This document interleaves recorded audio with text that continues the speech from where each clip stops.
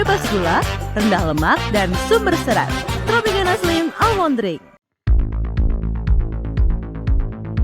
Pemilik CV Sentosa Sil Janwa Diana resmi ditetapkan sebagai tersangka kasus penggelapan ijazah usai dirinya menyembunyikan 108 ijazah milik mantan karyawan di rumahnya.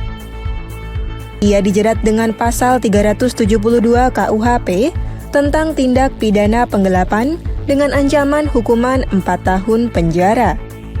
Lantas, bagaimana dengan aturan pemerintah terkait penahanan ijazah pekerja?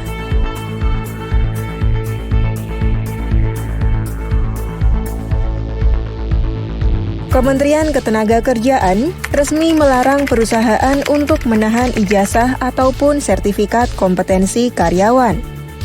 Penahanan hanya boleh dilakukan sepanjang perusahaan membiayai pendidikan dan pelatihan kerja karyawan yang bersangkutan. Larangan itu dimuat dalam Surat Edaran Menteri Ketenagakerjaan nomor M-HK.00-04.00/5 tentang larangan penahanan ijazah dan atau dokumen pribadi milik pekerja atau buruh oleh pemberi kerja yang dikeluarkan pada Selasa 20 Mei 2025. Poin pertama sampai ketiga dalam surat edaran itu berisi larangan bagi pemberi kerja untuk mensyaratkan atau menahan ijazah dan dokumen pribadi pekerja sebagai jaminan. Dokumen pribadi yang dimaksud antara lain sertifikat kompetensi, paspor, akta kelahiran, buku nikah, dan buku pemilik kendaraan bermotor. Selanjutnya, pemberi kerja dilarang menghalangi atau menghambat pekerja untuk mencari pekerjaan yang lebih layak.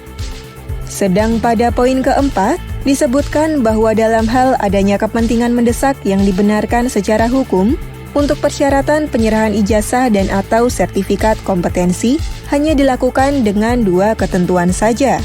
Pertama, ijazah maupun sertifikat kompetensi diperoleh melalui pendidikan dan pelatihan yang dibiayai oleh pemberi kerja. Kedua, pemberi kerja wajib menjamin keamanan ijazah dan sertifikat kompetensi yang disimpan dan memberikan ganti rugi kepada pekerja jika rusak atau hilang. Maraknya penahanan ijazah atau dokumen pribadi, salah satunya dalam kasus Janwa Diana, membuat pemerintah bergerak untuk membuat aturan.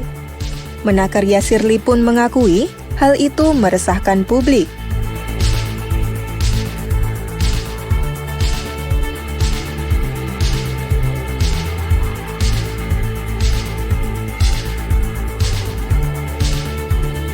Sementara itu, Presiden Asosiasi Serikat Pekerja Seluruh Indonesia atau Aspirasi Mirah Sumirat berpendapat ada kesan sikap ambigu dari Kemenaker dalam poin keempat surat edaran yang memberikan pengecualian.